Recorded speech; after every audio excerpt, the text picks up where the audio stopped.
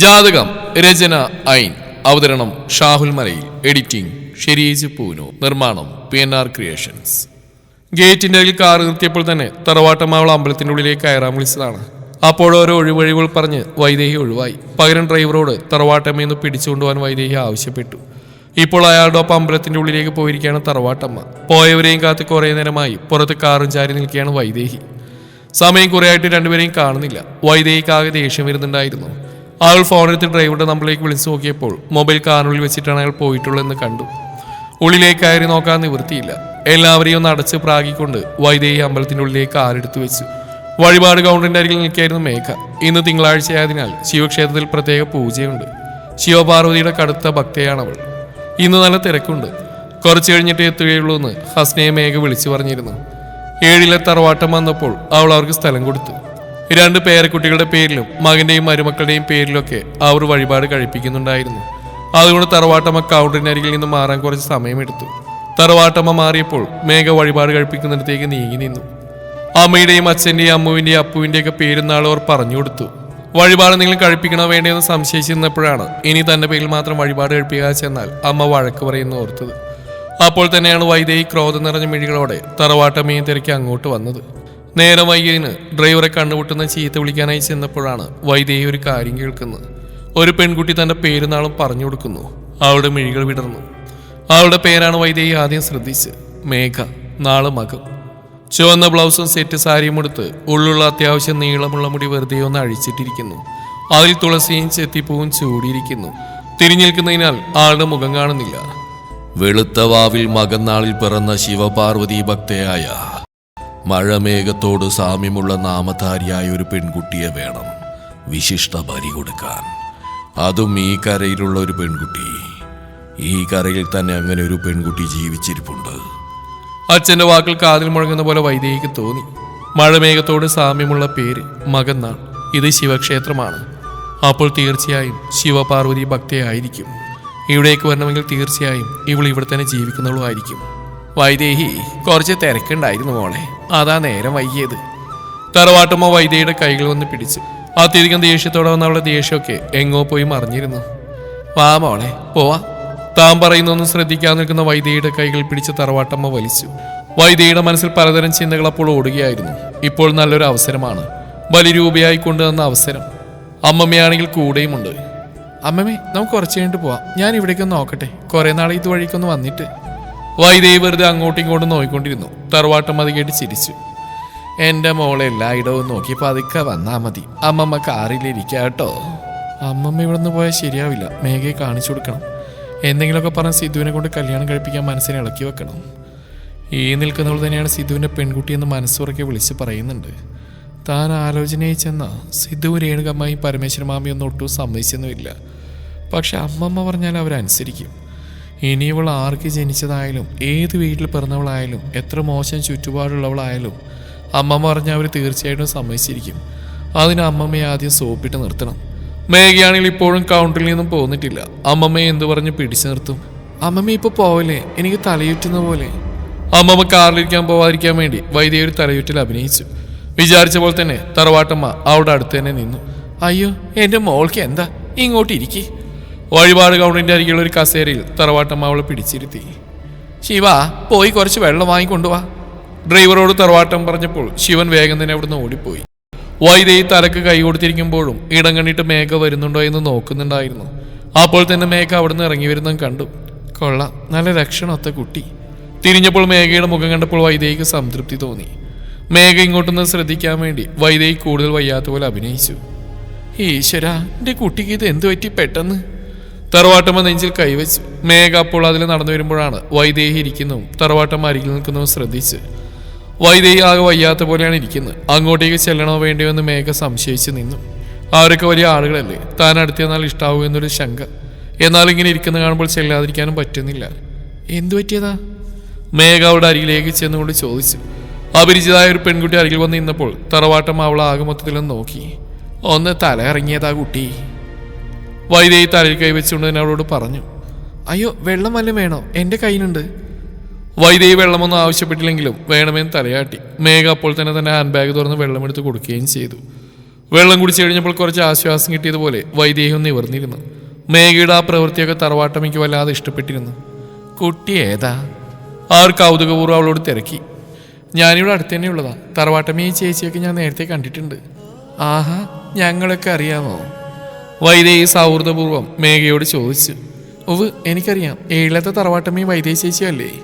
നാട്ടിലെ പ്രശസ്ത തറവാടായിരുന്നതിനാൽ തങ്ങൾ അറിയുമെന്ന് മുന്നിൽ നിൽക്കുന്ന പെൺകുട്ടി പറഞ്ഞപ്പോൾ തറവാട്ടമ്മക്ക് വലിയ അത്ഭുതം തോന്നിയില്ല.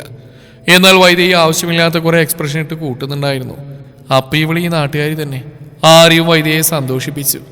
എന്നാ ഞാൻ പോട്ടെ? മേഘ വിനയത്തോടെ രണ്ടുപേരോടായി ചോദിച്ചു. ആയിക്കോട്ടെ, ഇടയ്ക്കൊക്കെ കാണാം. വൈദേഹി സ്നേഹത്തോടെ പറഞ്ഞപ്പോൾ മേഘയ്ക്ക് സന്തോഷം തോന്നി. ഇത്ര നാളുകൾ വൈദേഹിയെ പറ്റി വിചാരിച്ചിരുന്ന് ഒരു ജാടക്കാരിയാണെന്നായിരുന്നു. പുറംചട്ട നോക്കി ബുക്കിനെ വിലയിരുത്തിരുന്ന ആരോ പറഞ്ഞ് അപ്പോൾ അവൾക്ക് ഓർമ്മ വന്നു. നല്ല കുട്ടി അല്ലേ അമ്മമ്മേ? മേഘ നടന്നു നീങ്ങിയപ്പോൾ വൈദേഹി തറവാട്ടമ്മയോട് സൂത്രത്തിൽ തിരക്കി. ആ, നല്ല കുട്ടിയാ, ഐശ്വര്യമുള്ള ഒരു മോള്. നമ്മുടെ സിദ്ധുവിന് നല്ല ചേർച്ച ഉണ്ടാവും അല്ലേ? അമ്മമ്മയ്ക്ക് അങ്ങനെ തോന്നിയോ? എനിക്കെന്തോ ആ കുട്ടിയെ കണ്ടപ്പോൾ അങ്ങനെ തോന്നി. തറവാട്ടമ്മയൊന്ന് ഒളി കണ്ടിട്ട് നോക്കി വൈദേഹി പറഞ്ഞു. പക്ഷെ അവരൊന്നും മിണ്ടിയില്ല. അപ്പോഴേക്കും ശിവനെ ഇവിടുന്ന് ഒരു വെള്ളക്കുപ്പിയും കൊണ്ടുവന്നു. മോളെ, ഇതാ വെള്ളം. ഇപ്പൊ കുറവുണ്ടോ? കുറവില്ലെങ്കിൽ നമുക്ക് ഹോസ്പിറ്റലിൽ പോവാം. വെള്ളമൊന്നും വേണ്ട ശിവ, അത് കിട്ടി. ഇപ്പൊ കുഴപ്പമൊന്നുമില്ല, നമുക്ക് വീട്ടിലേക്ക് പോവാം. വൈദേഹി അതും പറഞ്ഞ് എഴുന്നേറ്റു. വെള്ളം കിട്ടിയെന്നോ? എവിടുന്ന്? ദേ, ആ കുട്ടി തന്നാ. തറവാട്ടമ്മ ശ്രീകോവിലിന് നേരെ നോക്കി പ്രാർത്ഥിക്കുന്ന മേഘയെ ചൂണ്ടിക്കാണിച്ചുകൊണ്ട് ശിവനോട് പറഞ്ഞു. ആ, സുധാഗ്രേട്ടൻ്റെ മോളല്ലേ? ശിവൻ പരിചയപാത്രത്തിൽ പറഞ്ഞപ്പോൾ വൈദേഹി അയാളെ നോക്കി. തനിക്ക് അവൾ അറിയോ? ആ പിന്നെ, എനിക്കറിയില്ലേ. നമ്മുടെ ഡ്രൈവർ സുധാകരൻ്റെ മോള്. നമ്മുടെ ബസ്സിലെ ഡ്രൈവറാ സുധാകരൻ, ഇവളുടെ അച്ഛൻ. ആണോ? തറവാട്ടമ്മ അതും പറഞ്ഞ് നടന്നപ്പോൾ വൈദേഹിയും ഡ്രൈവറും അവരുടെ കൂടെ നടന്നു. അവർ ചെല്ലുമ്പോഴേക്കും മേഘ അവിടുന്ന് പോയിരുന്നു. ശോ, ആ കുട്ടിയൊന്നും ശരിക്കും കാണാനൊത്തില്ല. തറവാട്ടമ്മ കേൾക്കാൻ പാകത്തിൽ വൈദേഹി ഉറക്കെ പറഞ്ഞു. അതെന്തിനാ വൈദേഹി ഇനി അവളെ കാണുന്നത്? എനിക്ക് എന്തെങ്കിലും പറയാനുണ്ടോ? എനിക്കൊന്നും പറയാനില്ല അമ്മമ്മേ. നമ്മുടെ സിദ്ധുവിനെ ആ കുട്ടി ആലോചിക്കുന്ന കാര്യം ഞാൻ നേരത്തെ അമ്മമ്മയോട് പറഞ്ഞില്ലായിരുന്നോ? തറവാട്ടമ്മ കേട്ടപ്പോൾ വൈദേഹി അനിഷ്ടത്തോടെ നോക്കി. നീ എന്താ കുട്ടി ഒരു കല്യാണക്കാരി ഇത്ര ലാഘവത്തോടെ പറയുന്നു? വഴി കാണുന്ന പെൺകുട്ടികളെല്ലാം അങ്ങനെ അവന് വേണ്ടിയിട്ട് ആലോചിക്കാൻ നടക്കുകയാണ് നമ്മൾ. നീ ഇങ്ങനെയൊന്നും ആയിരുന്നില്ലല്ലോ വൈദേഹി. ഇപ്പം നിനക്ക് എന്ത് പറ്റി?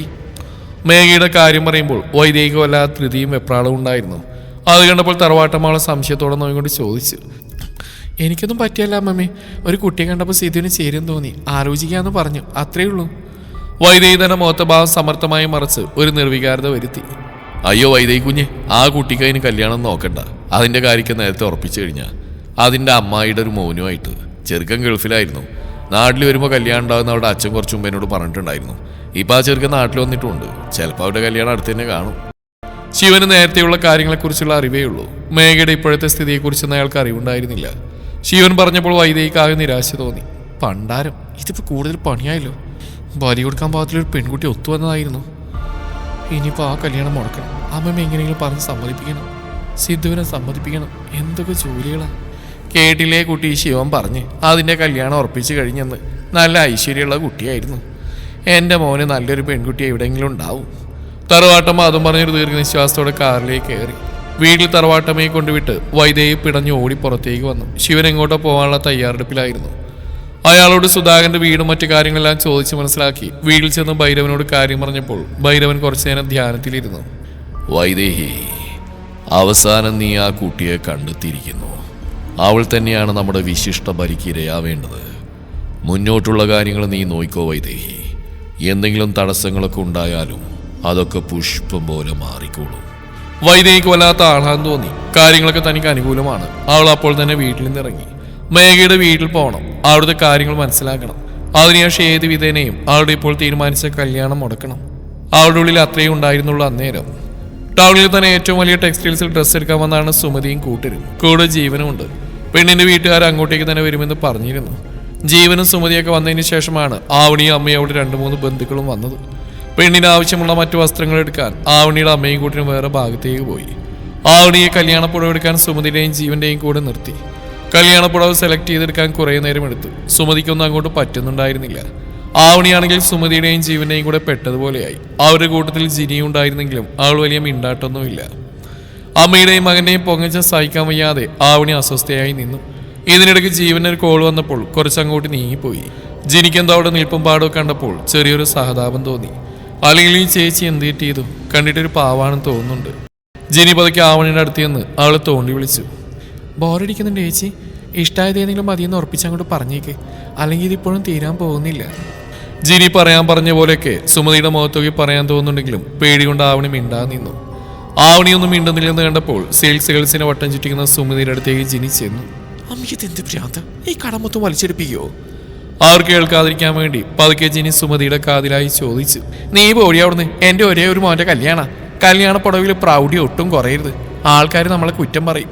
നമ്മുടെ അന്തസ്സും സമ്പത്തൊക്കെ കല്യാണ പുടവിൽ കാണിച്ചു കൊടുക്കണം. അത് പറയുമ്പോൾ സുമതിയുടെ കണ്ണുകൾ തിളങ്ങുന്നുണ്ടായിരുന്നു. നിങ്ങളുടെ ഒരു അന്തസ്സും സമ്പത്തും ഒന്നോട്ട് മാറിക്കേ, ചേച്ചി ഇങ്ങോട്ട് വന്നേ. ജിനി ആവണിയുടെ കൈ പിടിച്ച് നീക്കി നിർത്തി. സെയിൽസ് ഗേൾസിന്റെ സഹായത്തോടെ ആവണിക്ക് ഇഷ്ടപ്പെട്ട 2-3 സാരികൾ അവൾ സെലക്ട് ചെയ്തെടുത്തു. 3 മാറി മാറി ഉടുപ്പിച്ച് നോക്കി. അവസാനം red chilli colour golden colour mix വരുന്ന ഒരു പട്ടുസാരി തിരഞ്ഞെടുത്തു. ആവണിക്കും തൃപ്തി തോന്നി. സുമതിക്ക് അത് ഇഷ്ടമായെങ്കിലും അതിന്റെ പ്രൈസ് ടാഗ് നോക്കിയപ്പോൾ അവരുടെ മുഖം മങ്ങി. 80,000 രൂപയോ? ഇത് വേണ്ട ആവണി മോളെ, കുറച്ചുകൂടെ വിലയുള്ള നോക്കി എടുക്ക്. അരികിൽ നിന്ന ജീവന്റെ അഭിപ്രായം അത് തന്നെയായിരുന്നു. വേണ്ട, ഇത് തന്നെ മതി. ആർക്കൊന്നും പറയാൻ ഇടം കൊടുക്കാതെ ജിനി സെയിൽസ് ഗേൾസിനോട് തങ്ങൾ ഡ്രസ്സിന്റെ കൂട്ടത്തിൽ വെച്ചോളാൻ പറഞ്ഞു. ഡ്രസ്സ് എടുക്കൽ മഹാമഹം പിന്നെയും തുടർന്നു. ഉച്ചയൂണും കഴിഞ്ഞൊന്ന് മയങ്ങിയായിരുന്നു ഗീത. ആരോ കോളിംഗ് ബെല്ലടിക്കുന്ന കേട്ടപ്പോൾ ഉറക്കമുറിഞ്ഞ ദേഷ്യത്തിൽ ഗീത എഴുന്നേറ്റെന്ന് വാതിൽ തുറന്നു. അവിടെ നിൽക്കുന്ന ആളെ കണ്ട് ഗീതയുടെ കണ്ണുകൾ മിഴിഞ്ഞു. ഏഴിലത്തെ വൈദ്യയെ പുഞ്ചിരിച്ചുകൊണ്ട് നിൽക്കുന്നു. ഒരു നിമിഷം ഗീതയിൽ നിന്നും വാക്കുകളൊന്നും പുറത്തു വന്നതേയില്ല. നാട്ടിലെ പണത്തിനും പ്രതാപത്തിനും മുന്നിൽ നിൽക്കുന്ന കുടുംബമാണ് ഏഴിലം. കിരീടം വെക്കാത്ത രാജാക്കന്മാരെന്ന് വേണമെങ്കിലും പറയാം. അവിടുത്തെ കാരണന്മാരുടെ അടുത്തേക്കായിരുന്നു പണ്ട് ആ നാട്ടിൽ എന്ത് പ്രശ്നപരിഹാരത്തിന് ഓടിച്ചെന്നിരുന്നത്. അവിടുത്തെ വൈദേഹിയാണ് ഇപ്പോൾ മുന്നിൽ വന്ന് നിൽക്കുന്നത്. നമസ്കാരം, മേഘയുടെ വീടല്ലേ ഇത്? ഞാൻ ഏഴിലത്തെ. വൈദേഹി കൈകൾ കൂപ്പി അതിവിനയത്തോടെ പറഞ്ഞു. അയ്യോ കുഞ്ഞെ, എനിക്ക് മനസ്സിലായി. എന്താണ് ഈ വഴിയൊക്കെ? വീട് മാറിക്കാൻ വന്നതാണോ? അല്ലല്ല, ഇവിടേക്ക് തന്നെ വന്നാ. വൈദേഹി പറഞ്ഞു കേട്ടപ്പോൾ ഗീതക്ക് ഒന്നുകൂടെ അമ്പരപ്പ് കൂടി. സുധാകരൻ ഏഴിലത്തെ ബസ്സിലാണ് ജോലി ചെയ്യുന്നത്. ഇനി സുധാകരേട്ടനോട് എന്തെങ്കിലും പറയാൻ വന്നാവുമോ? അങ്ങനെയാണെങ്കിൽ തന്നെ ആരെങ്കിലും വിട്ട് വിളിപ്പിക്കല്ലേ ചെയ്യുക. അതുമില്ല, ഇത് മേഘയുടെ വീടാണെന്ന് ചോദിച്ചല്ലോ. അതെന്തിനായിരിക്കും അങ്ങനെ ചോദിച്ചത്? ഞാൻ അകത്തേക്ക്. വൈദേഹി പറഞ്ഞപ്പോഴാണ് അവൾ ഇപ്പോഴും പുറത്തു നിൽക്കുന്ന കാര്യം ഗീത ശ്രദ്ധിച്ച്. അയ്യോ മോളെ, ഞാൻ പെട്ടെന്ന് എൻ്റെ ഷോക്കിൽ. വാ, അകത്തേക്ക് കയറി. ഗീതയും തിരികെ കൈകൂപ്പിക്കൊണ്ട് അവളെ ബഹുമാനപൂർവ്വം അകത്തേക്ക് വിളിച്ച്. ഇവിടെ ആരുമില്ലേ? അകത്തേക്ക് കയറിയപ്പോൾ പൂർണ്ണമായും നിശബ്ദത നിൽക്കുന്ന കണ്ട് വൈദേഹി ചോദിച്ചു. ഇല്ല കുഞ്ഞെ, മൂത്തവള് ജോലിക്ക് പോയി, ഇളയതങ്ങൾ സ്കൂളിലേക്കും. പിന്നെ അവരുടെ അച്ഛൻ നിങ്ങളുടെ അവിടുത്തെ ബസ്സിലെ ഡ്രൈവറാ. ആ, എനിക്കറിയാം. ഞാൻ കുടിക്കാൻ എന്തെങ്കിലും എടുത്തിട്ട് വരാം. ഗീത അടുക്കളയിലേക്ക് ഓടിപ്പോയി. അവിടെ കണ്ടൊരു കസേരയിലേക്ക് മടിയോടെയാണെങ്കിലും വൈദേഹി ഇരുന്നു. അത്യാവശ്യം വലിപ്പമുള്ളൊരു വീട്. തങ്ങളുടെ വീട് വെച്ച് നോക്കുകയാണെങ്കിൽ അവിടുത്തെ ഒരു കുഞ്ഞു മുറി എന്ന് വേണമെങ്കിൽ പറയാം. സൗകര്യങ്ങളും വളരെ കുറവ്. അല്ലെങ്കിൽ ഇത്ര സൗകര്യങ്ങളൊക്കെ മതി. സിദ്ധാർത്ഥിന് തന്നെക്കാളും മികച്ചതായിട്ട് ഒന്നും വേണ്ട, ഒന്നും. മോൾക്ക് മേഘ എങ്ങനെ അറിയാം? ഗ്ലാസ്സിൽ ജ്യൂസുമായി വന്ന ഗീത ആകാംക്ഷയോട് ചോദിച്ചു. ഓ, അത് പറയാൻ വിട്ടുപോയി. ശരിക്കും ഞാൻ മേഘയുടെ നന്ദി പറയാൻ വേണ്ടി വന്ന. പിന്നെ വൈദേഹി രാവിലെ അമ്പലത്തിൽ വെച്ചുണ്ടായ കാര്യം പറഞ്ഞു. വളരെ നിസ്സാരമായൊരു കാര്യം. അതിന് നന്ദി പറയാൻ വീട് തിരക്കി വന്ന വൈദ്യയോട് ഗീതയ്ക്ക് വല്ലാത്ത ബഹുമാനം തോന്നി. അയ്യോ, ഇത്തിരി വെള്ളം തന്നതിനാണോ മോൾ ഇവിടെ വരെ കഷ്ടപ്പെട്ട് വന്ന്?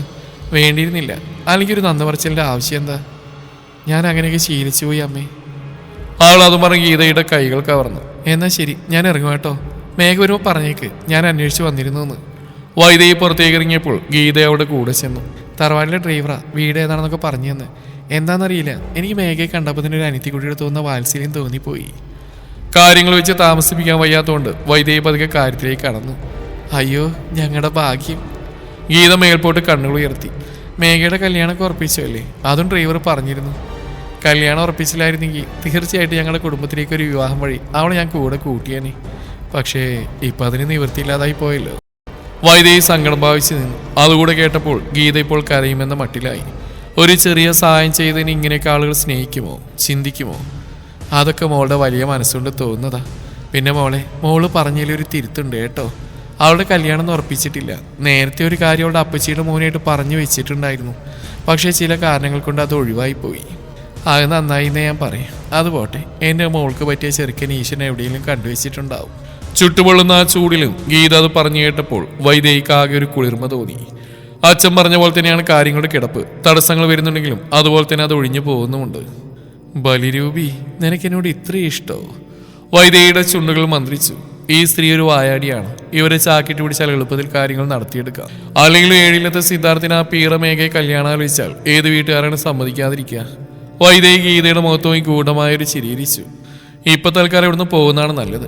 കല്യാണം നിർത്തി ഈ പരി മനസ്സിലേക്ക് ഇട്ടുകൊടുത്ത് കഴിഞ്ഞിരിക്കുന്നു. തീർച്ചയായിട്ടും അവരത് മനസ്സിൽ വെക്കും. അമ്മമ്മയോട് പറഞ്ഞ് കാര്യങ്ങൾ എത്രയും പെട്ടെന്ന് തീർപ്പാക്കി ഇവിടേക്ക് ഒരു കല്യാണാലോചനയായിട്ട് വരാം. അതായിരിക്കും നല്ലത്. ഇവരെന്തായാലും അതിന് സമ്മതിക്കാതിരിക്കില്ല. ശരി അമ്മേ, ഞാൻ പോയിട്ട് വരാം. ഇനി നമ്മൾ കാണാൻ ഇടവരട്ടെ. വൈദ്യ എന്തോ അർത്ഥം വെച്ച് സംസാരിക്കുന്ന പോലെ ഗീതയ്ക്ക് തോന്നിയെങ്കിലും അവർ ചിരിയോടെ തലയാട്ടി നിന്നതേയുള്ളൂ. അധികം സംശയത്തിന് ഇട കൊടുക്കാതെ വൈദ്യ ഉടൻ തന്നെ അവിടുന്ന് തിരിച്ചുപോയി. ഡ്രസ്സ് എടുക്കാൻ കൊണ്ടുപോയി വെറുപ്പിച്ചിട്ട് 2 ദിവസം കൂടെ ആയിട്ടില്ല. അപ്പോഴേക്കും താലിയും ചെയിനും വളയൊക്കെ എടുക്കാൻ ജീവൻ ആവണിയെ വിളിച്ചപ്പോൾ ആൾക്ക് വല്ലാത്ത ദേഷ്യം തോന്നി. സ്വർണം സെലക്ട് ചെയ്യാൻ മാത്രമുള്ളത് കൊണ്ട് ആവണി മാത്രം അധികം സുമതി ഹേമയോട് പറഞ്ഞിരുന്നു. ഞാൻ പോയില്ല, ആ അല്പന്മാരുടെ കൂടെ. ഡ്രസ്സ് എടുക്കാൻ പോയിട്ട് എന്നെ മനുഷ്യനെ നാണക്കെടുത്തി കളഞ്ഞു. അമ്മയുടെയും മോൻ്റെ അവരെ കാട്ടിക്കൂടിയിൽ കണ്ട് അവിടുത്തെ പെൺകുട്ടികൾ എന്നെ സാധാപത്തോടെ നോക്കിയിരുന്നു. എടി, അവരവരുടെ സന്തോഷം കാണിക്കുന്നതായിരിക്കും, നീ അതിനങ്ങനെ കണ്ടാൽ മതി. പിന്നെ ഈ സന്തോഷം ഇങ്ങനെ എച്ചിത്രം കാണിക്കുന്നല്ലേ സന്തോഷം.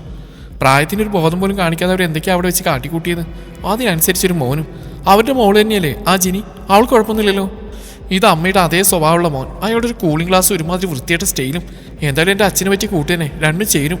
ആവണി പോയില്ലെന്ന വാശിയിൽ തന്നെ നിന്നു. എന്താണ് ഇവിടെ ഒരു മേളം? നീ ഇതുവരെ പോവാൻ റെഡിയായില്ലേ? ജീവന്റെ കൂടെ പോവാനായി ഒന്ന് കുളിക്ക പോലും ചെയ്യാതെ ആവണി നിൽക്കുന്ന കണ്ടപ്പോൾ അതുവഴി വന്ന വസന്തസേനൻ അമ്മയോടും മോളോടുമായി ചോദിച്ചു. തുടരും ഈ കഥയുടെ ബാക്കി ഭാഗം നാളെ ഇതേ സമയം.